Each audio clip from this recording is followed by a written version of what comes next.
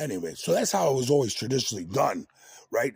So basically, like, even if you see in the old days, see, women weren't empowered. So basically, if you disgraced a woman's virginity, I mean, sad thing was, not a lot of guys even wanted her. That's the problem. So that's why they had to, I mean, it sounds terrible.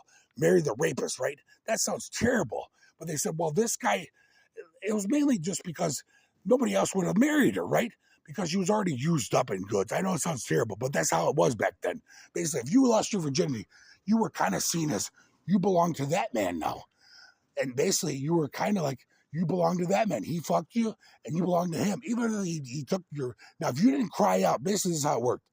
If you didn't scream and try to fight the motherfucker off and scream, then basically they kind of just considered you just going along with it. And then later on saying you were raped. If they don't have any evidence that you tried to fight him off, scratched him, or anything like that, screamed, then they just said, well, now you're saying you were raped, but basically at the time you just went along with it, basically. So, but if you fought him off, we would execute that son of a bitch for disgracing you and your virginity. I'm not kidding you. And we would go to his father even and everything else, and we would try to make some kind of compensation because he insulted us, our family, and everything else. You know what I'm saying? So, but if you just went along with it, then we'll just say, hey, damn, I can't prove that either way. So I guess you're his wife now, and he's going to pay full bride price and maybe even double. But basically, that's what it was.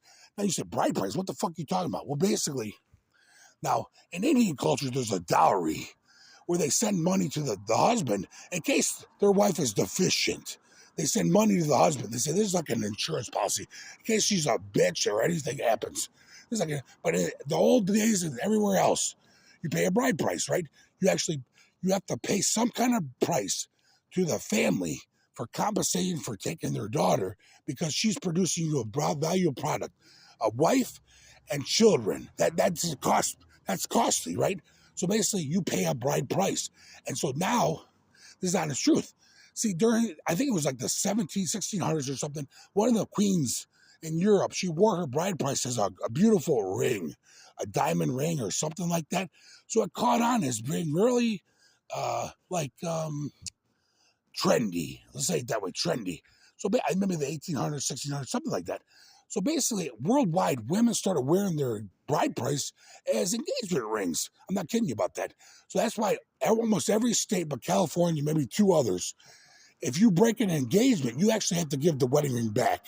I'm not kidding you. Unless somehow it's like a gift for Christmas or your birthday, you basically got to actually give it back because it was based on a promise to marry. It's not a gift.